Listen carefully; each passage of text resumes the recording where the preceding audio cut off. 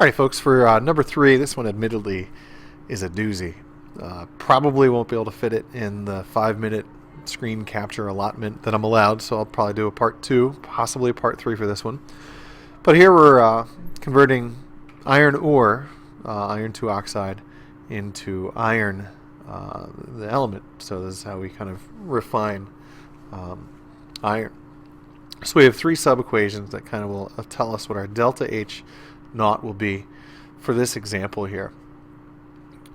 Now, what I'm going to try to do is what I've done in the other ones. I'm going to try to find something in these equations that's unique to one of these equations.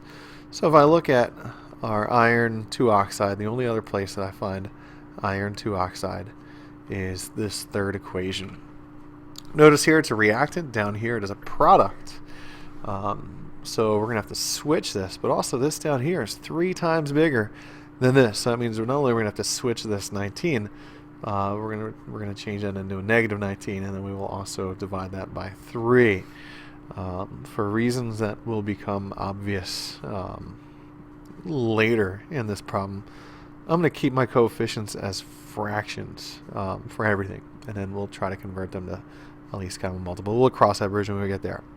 So if I only need one of this, I'll just divide all of this by 3. So this is just going to give me FeO plus 1/3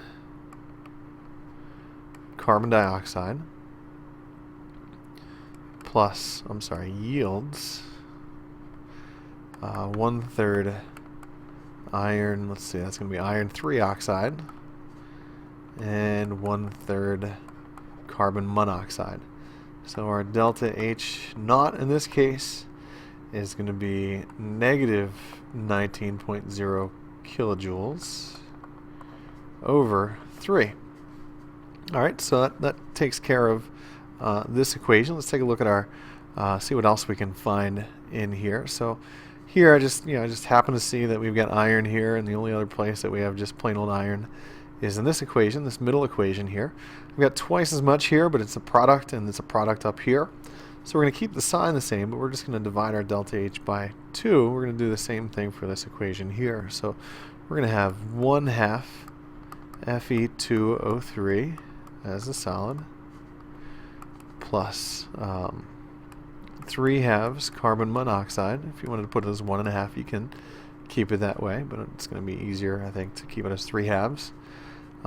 Is going to yield 1 iron and 3/2 carbon dioxide, and that's a gas. That's a gas.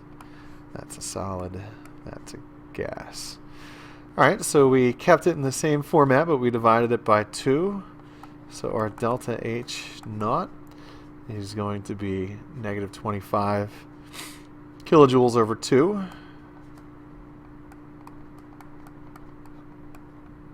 That's a 2. Trust me on that one. So that takes care of this equation, and then now let's take a look at this top equation.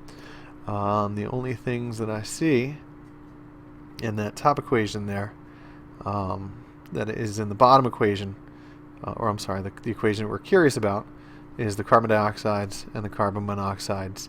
Here we've got Fe3O4. We don't have any Fe3O4, so we're going to see maybe where we can cancel that out. Looks like it's a product here.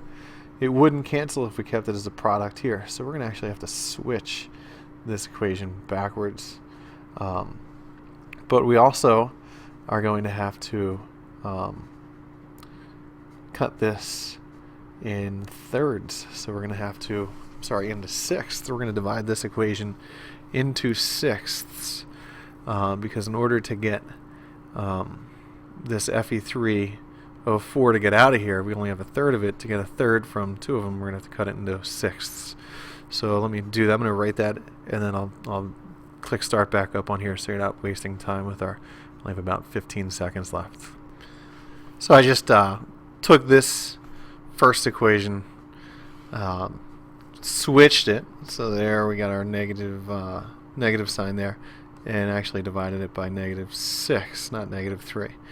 So I only have about 5 seconds left on this. We'll gather like terms, and then